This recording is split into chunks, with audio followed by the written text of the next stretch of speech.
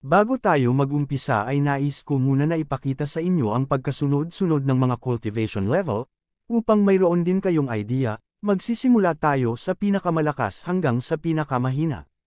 Ang nasa kanan ay ang human cultivators, at ang nasa kaliwa naman ay ang demon tribe. Una, itong si Kaishu ang sinasabing dating katauhan ni Sulio ang alagad ng ating bida, at ito rin ang nangunguna sa pinakamalakas gayong nasa Earth Immortal na ang kanyang cultivation level, at ito rin ang isa sa makakalaban ni Bai sa mga susunod na kabanata. At ang Venerable, Tribulation, nakasalukuyan naman ay cultivation level ng headmaster na si Li Guangqi na kasing lakas naman niya si Little Six Ancestor. Unification, Divergent, ang kasalukuyang cultivation level ni Teacher Moon o Yushuanzo at ang kanya namang katapat na level ay si Little Dream. Heavenly Avatar, Nascent Soul, Golden Core, Spiritual Silence, na siyang cultivation level ni Sulio. Sumunod naman sa kanya ay si Yunru, na may cultivation level na Origin, si Jiang Hemong na ngayon ay may lakas ng Fusion. Hallowed, at ang huli at ang pinakakulilat sa lahat bago sumapit ang mortal ang accumulation na occupied ng ating bida na si Bai Luchen. Sa nakaraang video natin ay natapos tayo ng labis na ipagyabang ni Li Haisheng ang kanyang sarili na siya daw ang pinakamalakas at ang undefeatable. At ang muling pagpapalabas ni Leo ng kanyang Moon Fairy Wheel upang labanan ang masyadong mapagmataas sa sarili. At sa pagpapatuloy ng ating kwento, ay ipinagyayabang ni Li Haisheng ang kanyang maskuladong katawan at sa sobrang kinang ay nakapagsuot tuloy si Leo ng sunglasses protection sa nagniningning nitong katawan. Dahil naman dito ay natanong ni Li Haisheng ang dalaga na kung ano ang ginagawa nito at kung ito raw ba ay natatakot sa kanya. Ngunit hindi naman nagsalita si Liu bagkus ay tinuro na lamang niya ang isang parte ng katawan ng loko. Nasiyang ikinagimbal ni Li Haisheng dahil nalaman niya na ang kanyang stainless physique kalahati lamang ng kanyang katawan o sa madaling salita ang kanyang immaculate body ay incomplete. Gayong hindi naman nakumpleto ang stainless physique ay humiling na si Liu ng ibang makakalaban tapos ay sinabi pa niya na wala daw siyang ekstrang oras para sa ganito. Na halos naman ay pagsakluban na ng langit at lupa ang hangal na elder matapos niyang malaman na ang kanyang pambato ay wala ring silbi.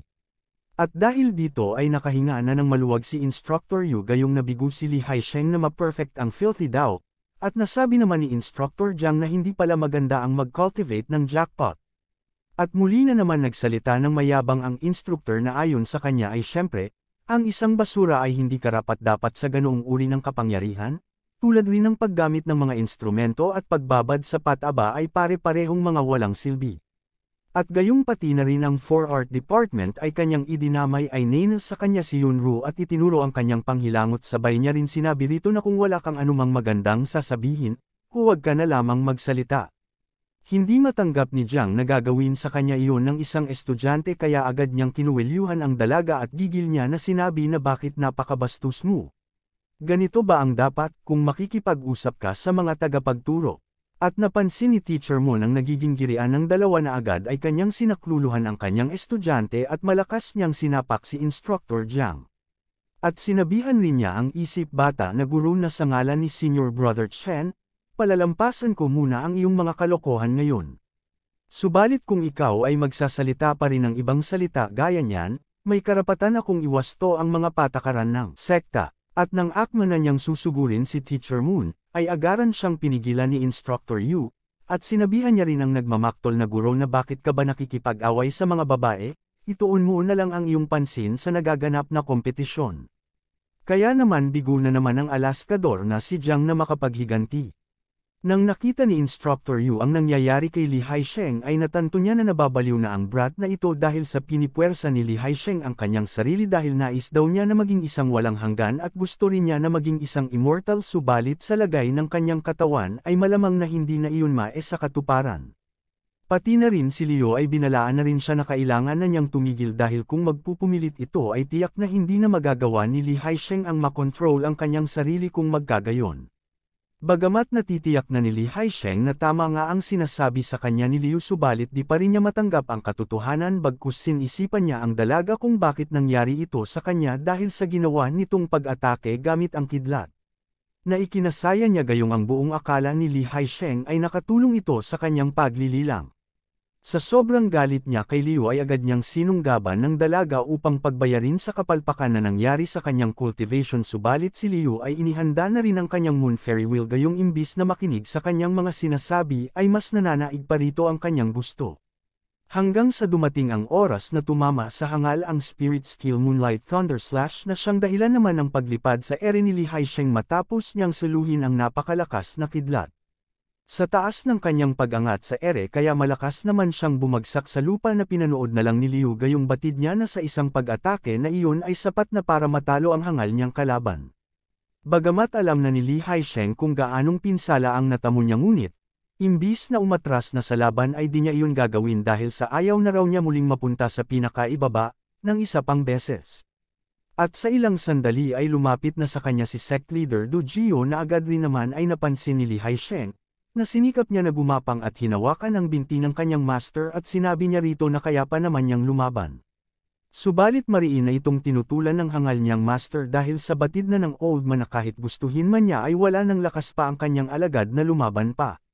At sa kahihiyan na sinapit ng matandang sect leader at gayong wala na rin silbi sa kanya ang kanina lamang ay kanyang ipinagyayabang sa iba, subalit ngayong paralisado na ito ay kanya nang itinakwil si Li Haisheng, gayong sinabihan niya ang kanyang alagad na mula ngayon wala ka ng kaugnayan sa Mount He sect. Kaya ginawa na ni Li Haisheng ang magmakaawa ng labi sa kanyang master na sana ay mabigyan pa ito ng isang pagkakataon, tapos ay kanya rin sinabi na maaari kong ipagpatuloy ang paglilinang sa loob ng palikuran at tiyak na magtatagumpay na ako sa oras na ito. Ngunit ayaw na maniwala sa kanyang si Sect Leader Du Jio, gayong batid niya na hindi ganoon kadali ang tempered ang katawan ng kanyang alagad. Na sa halip maawa, bagkus malakas pa niyang sinipa si Li Haisheng nang walang kaabog-abog. Pagkatapos ng pangyayaring iyon makaraan ang ilang sandali, mula dito sa kagubatan na kung saan naman ay makikita si Li Haisheng na nahihirapan sa kanyang paglalakad at paulit-ulit rin niya na binabanggit ang salitang bakit. Hanggang sa mapaluhod at hindi rin niya matanggap na kung bakit ang pagtrato ng lahat sa kanya ay ganito. Nasabi rin niya na bagamat wala akong kwalipikasyon subalit naghanap ako ng paraan para makapaglilang kaya. Laking tanong niya sa kanyang sarili na kung ano ba ang nagawa kong mali. Dahil dito sa kabila ng kanyang pagtitiis sa mabahong lugar sa loob ng 15 taon, ngunit kinalaunan ay haantong rin pala siya sa ganito. Kaya kanyang naisip na talaga ang mundo ay hindi patas sa lahat. Hanggang sa napasukan na si Li Haisheng sanhi ng tinamo niyang inner injury. At nang nakadapa siya sa lupa ay may dumating kung saan hindi kalayuan sa kanyang pwesto. Bagamat di niya ito nakikita subalit kanya naman itong naramdaman, kaya nagsalita na lang siya na may pagtatanong na kung gusto mo ba ng paghihiganti. Ngunit lumilipas na ang mga minuto ay wala naman nagsasalita, kaya sinikap niyang imulat ang kanyang mata, para tingnan kung sino ba ang nilalang na malapit sa kanya, hanggang sa masilayan niya ang isang tao na gumuguhit ng talisman na base sa kasuotan nito ay tiyak na ito ay si Bai. Nang matapos na si Bai sa kanyang pagguhit ng 3-star Celestial Talisman Rejuvenation ay agad niyang ginamit upang gamutin ang alagad na itinakwil. At laking pagtataka niya nang maramdaman niyang nawala na ang lahat ng kanyang mga sugat. Gayong natulungan na ng ating bida si Li Haisheng upang gamutin ang lahat ng pinsala nito ay kanya rin inalok na hindi lamang iyon ang kaya kong gawin. Maaari rin kitang bigyan ng isang bagong tempered na katawan, ngunit nakasalalay ito sa kung nais mo ng paghihiganti. Hindi maintindihan ni Li Haisheng na kung bakit siya ay tinutulungan ni Bai, gayong hindi naman lingid dito na siya ay nagmula sa ibang sekta. Upang maunawaan ni Li Haisheng kung bakit ito ay ginagawa ni Bai sa kanya, dahil ayon kay Bai, tayo ay may pagkakatulad. At naranasan ko kung ano ang pakiramdam na magamit at itapon ng iba. Bagamat nagkwento na ang ating bida at nasabi na rin nito ang kanyang dahilan, subalit hindi magawang paniwalaan ni Li Haisheng ang mga nasabi ni Bai, gayong ayon sa kanyang nalalaman na sino naman ang hindi nakakaalam na si Bai Luchen ay isa sa likas na biniyayaan ng langit. Kaya natanong ni Li Haisheng ang ating bida na paano ka magagawang paglaruan ng iba. Tugon naman ng ating bida na nasa sa iyo kung maniniwala ka sa mga sinasabi ko. Dahil sa ayaw pa rin sabihin ni Li Haisheng na kung nais ba nitong maghiganti ay tumalikod na si Bai, sambit pa niya na kung ayaw mo ng tulong mula sa akin ay magpanggap ka na lang na hindi mo ako nakita rito. Bagamat may alinlangan si Li Haisheng na kung mapagkakatiwalaan niya si Bai, ngunit sa katunayan naisip niya na ito na lamang ang landas na maaari kong tahakin at pwede rin na mayroon pang isang paraan. Bago pa makaalis ang ating bida ay tinawag na niya kaagad ito habang ang ating bida naman ay palihim na napangiti gayong umipekto ang kanyang plano. Pagharap ng ating bida ay mabilis na nagpakitang galang si Li Haisheng sa pamamagitan ng pagluhod. Pagkatapos, sinabi niya na ako si Li Haisheng, mataimtim na humihiling sa iyo Instructor Bai para sa iyong gabay. Gayong sa katunayan ay nais talaga ito gawin ng ating bida kaya nasabi niya na hindi naman masama sulit kung matuturuan kita. Dahil wala naman problema ay natanong ni Li Haisheng ang ating bida kung kailan sila magsisimula. Sa kanyang katanungan ay tumugon naman si Bai na maaari na silang magsimula ngayon, sabay niya iniutos na kailangan mong alisin ang iyong pants. Gayong kakaiba ang ipinapagawa sa kanya ni Bai kaya natigilan si Li Haisheng. Marahil iniisip niya na nagbibiro lamang ang ating bida ngunit dahil hindi pa rin kumikilos si Li Haisheng ay muli itinuro ni Bai ang pants nito, na dapat niyang alisin. Na kanyang ikinagulat at nag-blush on ang mukha inihayag rin niya na Instructor Bai, huwag mong sabihin sa akin na gagawin mo ang ganoong paraan. Di naman maunawaan ng ating bida kung ano ba ang pinupunto ni Li Haisheng at muli niya iniutos dito na ibaba mo ang iyong pants. Sa kautusan na iyon ni Bai ay nagmistulang bakla si Li Haisheng, at namula ang mukha dahil daw sa katunayan ay ito ang una niyang pagkakataon. Tapos ay sinabi pa niya na Instructor maaari ka bang maging medyo mabanayad lamang sa akin. Gayong naunawaan na ni Bai kung ano ang nilalaman ng isip ng nais niyang tulungan kaya naman halos mawala ang itim ng kanyang mga mata sa inis. Sa kalokohan ni Li Haisheng ay nakatikim siya ng tadyak sa ating bida, kaya't mabilis siyang humingi ng paumanhin dahil sa mali niyang kaisipan. Ang dahilan naman kung bakit pinaalis ng ating bida ang pants nito upang suriin ang katawan, inis rin na sinabi ni Bai na dahil ba sa iyong pagko-cultivate hanggang sa punto na kung saan napuno lamang ang iyong isip ng dumi. Nang tumigil na ang ating bida sa pagsipa nito kay Li Haisheng ay muli niya sinabi na kaya ko ipinaalis ang iyong pants ay upang suriin ka, kung mag-iisip ka pa muli ng ganyan ay gagawin na kitang isang eunuch. Matapos marinig ni Li Haisheng na gagawin siyang isang eunuch ay napaihem na lang habang pulang-pula ang pagmumukha at inamin naman niya na ito ay kanyang kasalanan at hindi pagkakaunawaan. Bagamat nahihiya subalit kanya nang sinabi na aalisin ko na ito ngayon. Nang kanya na itong ibaba ay masinop na pinagmamasdan ni Bai at kinalaunan ay nakita na rin niya kung ano ba ang tunay na sanhi ng problema. Gayong tapos na niyang i-check up at sinabihan na rin niya si Li Haisheng na okay na, alam ko na kung ano ang dapat gawin, at maaari mo na ring ibalik ang mga ito.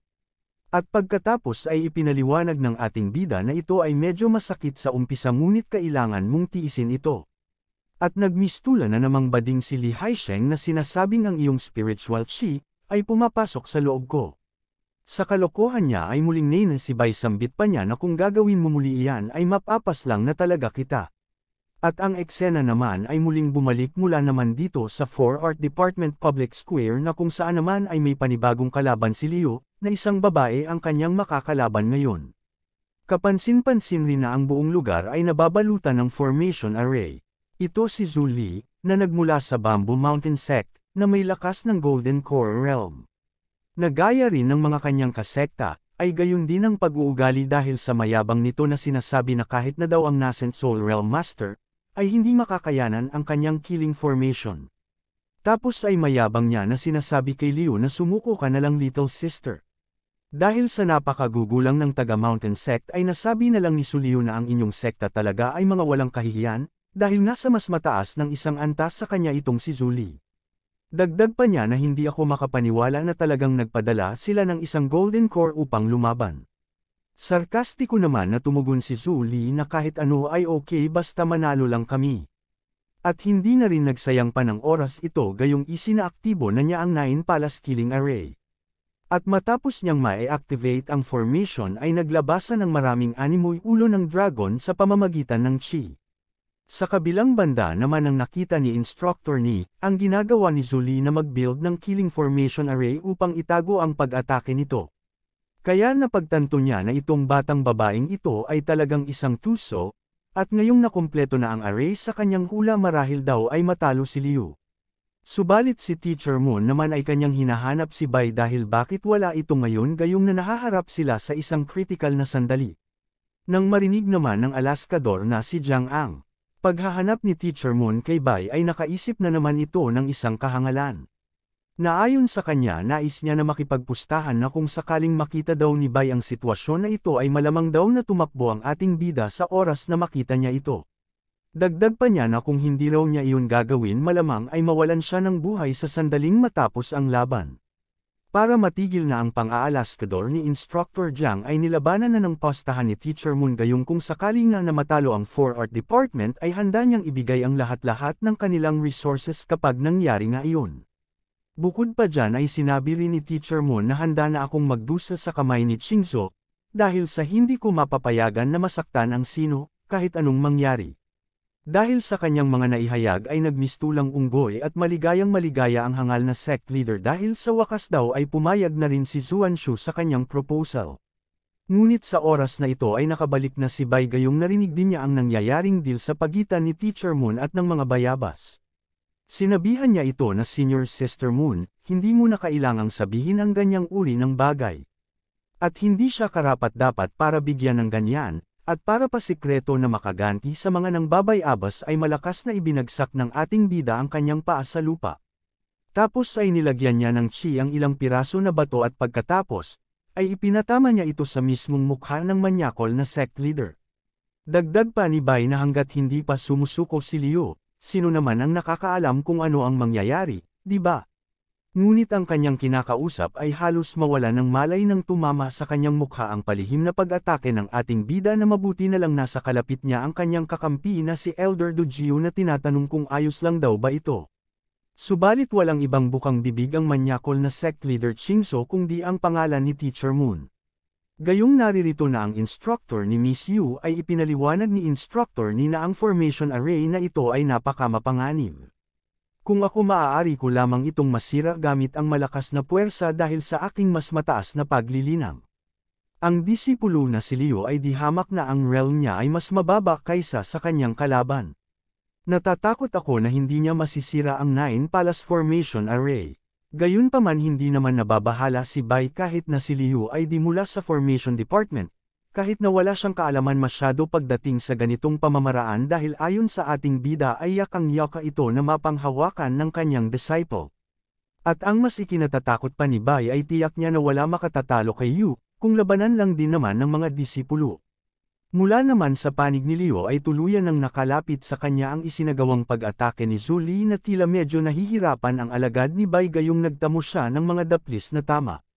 Dahil dito ay di niya maiwasan na mabilib sa hangal niyang kalaban dahil gayong nagagawa nitong makontrol ng maayos ang 9 Palace Formation Array na talagang napaka-skill daw ni Zhu Li, at dapat raw niya na aminin na talagang malakas itong kanyang kalaban ngayon.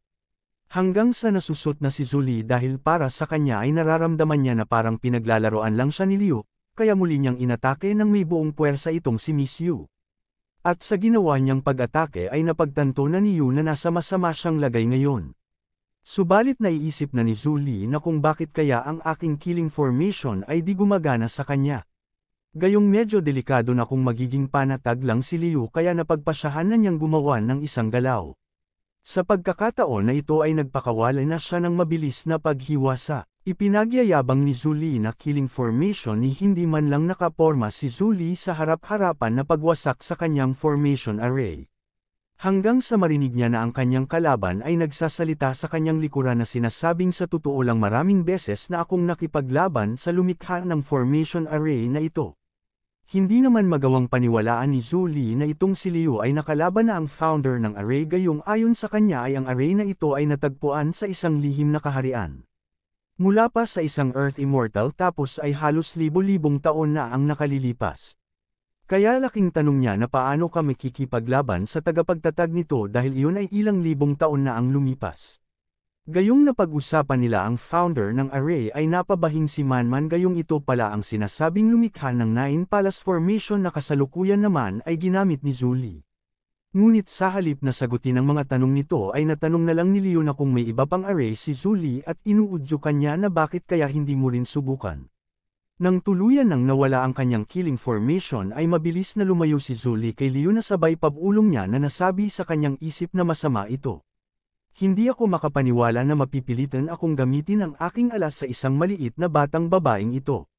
Upang tuparin ang kahilingan ni Liu na gumamit na ng ibang formation array ay kaya napilitan na siyang gumamit ng isang ipinagbabawal na teknik. Ang pamamaraan mula sa mga demon sect at kanyang ipinatawag ang isang kaluluwa ng demonyo. Sa paglabas pa lang ng kulay lilang na aura ay agad na bumuo ng panangga si Liu upang sa gayon ay maprotektahan ang kanyang sarili. Napatanong si instructor ni, nang makilala niya na ito ay ang soul binding array na ayon sa kanyang kutob ito ay mula sa Hunter sect. Dahil sa maruming pamamaraan na ito ay galit na hinihingian ng paliwanag ni Instructor Yu itong si sect leader Qingzhou. Dahil nga ang alagad na si Zhu Li ay nagmula sa kanyang sekta ng Bamboo Mountain Sect. Maging si Teacher Moon ay kinumpronta na rin niya ang hangal na sect leader gayong bakit daw nakikipag-collaboration ang mga ito sa Demon Sect. Pati na rin si Instructor Yan Shangqiong ay nagbigay na ng saloobin na ayon sa kanya ay bagaman ang sekta ng Bamboo Mountain ay hindi isang malaking sekta, bahagi pa rin sila ng paksayo ng denominasyon. Dagdag pa niya na paano mo haharapin ang iyong mga ancestor kung gagawin mo na kumampi sa nagmula sa Demon Sect. Subalit hindi tumalab ang kanilang mga paliwanag bagkus sinabi pa ni Sect Leader Qingzhou na tungkol sa panloob na bagay ng aking Bamboo Mountain Sect ay wala kayong karapatan na magdesisyon para dito. Nagsalita naman si Sect Dojio upang sa gayon ay kampihan ang kanyang kaibigan kaya sinabi niya na pusta ko, dahil ito sa hindi mo makaya na matalo. Iyon ang dahilan kung bakit gumagawa ka ng napakalaking pagkabahala. Hindi naman makapaniwala si Teacher Moon sa hindi makatwiran na palusot ng dalawang sect leader. Dahil sa dumi ng laro ng mga ito ay agad na sinabihan niya si Bai na kailangan nilang ipatigil ang laban para iligtas ang buhay ni Liu.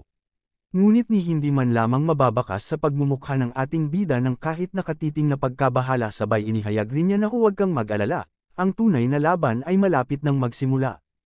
Kaya mas nagulantang pa ang guro matapos niyang marinig ang nakakabaliw na sagot sa kanya ni Bai gayong di niya maintindihan kung bakit ganoon na lang ang pasya ng instructor ni Liu. Maging ang hangal na sect leader na si Qingzhou ay nagtataka na rin gayong kakaiba ito. Tiyak naman na ang disciple na iyon ay nasa isang kakilakilabot na sitwasyon. Ngunit paano pa rin niya nagagawa na kumalma sa oras gaya nito? Sa ilang saglit naman ay bigla napansin ng old man na tila nakalalamang sila base sa kanyang nakikita. At masaya niya na pinatitingnan ito kay Qingzhou gayong ayon sa kanya ay malapit nang mapaslang ang alagad ni Bai.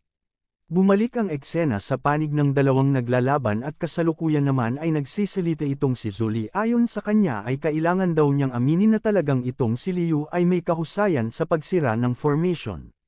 Subalit ngayong gumamit na daw siya ng Spirit Cultivator Array, ay nais rin niya makita na kung magagawa rin ba ni Liu gaya ng ginawa niyang pagwasak sa Nine Palace Formation Array. Bagamat nagawa ni Zhu Li na mapahawakan niya sa kanyang ipinatawag na demon ngunit ni hindi man lamang nakaramdam ng kahit kaunting takot ang dalaga bagkus tinatanong pa niya ang hangal niyang kalaban na kung ito na ba ang trump card mo. Dahil sa katunayan daw ay mas masahol pa ito kisa sa iyong Nine Palace Formation Array. Matapos magsalita si Liu ay iniutos na ni Zhu Li na tuluyan ng paslangin si Liu para masubukan kung paano at ano ang magagawa nito sa kanyang array na mula pa sa Demon Sect.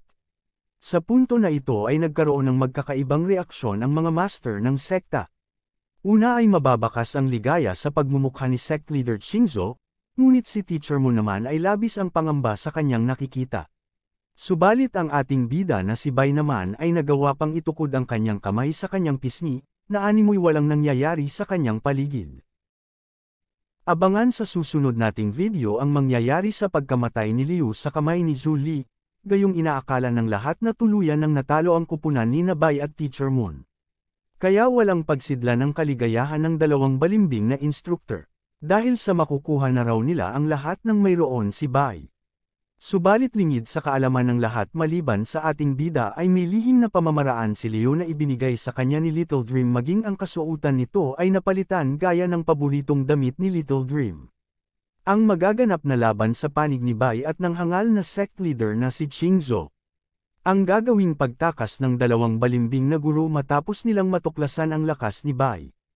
Ang pagpunta ng mga taga-investigation team sa lugar na winasak ng ating bida ang Blissful Palace na ikabibiglo nila matapos makita ang napakalaking sinkhole. At ang malagim na sasapitan nila sa kamay ng immortal na si Kai Shu. At alamin rin natin kung bakit kailangan na pansamantalang cancelled ng system ang ibinibigay niyang lakas sa ating bida na maging ang Chapong Wood ay mawawalan ng bisa. Paano tatanggapin ni Bai ang armas na ibinigay sa kanya ng system kapalit ng palakol?